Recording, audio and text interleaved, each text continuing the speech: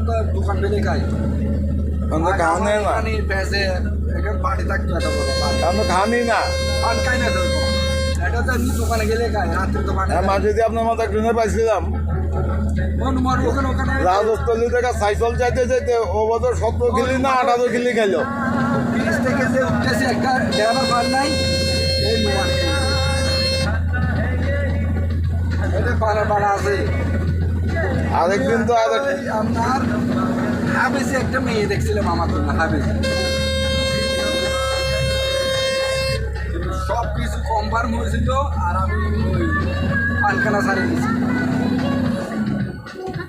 আমি সিলেটে কাজটা পারতেছি না আমি কিন্তু অনেক দূরে দূরে থাকছি আর সিলেটে 4 বছর থাকছি 4.5 বছরের কম না আর বেশি আমার টাকায় সিলেটে আমার লাইফ গেছে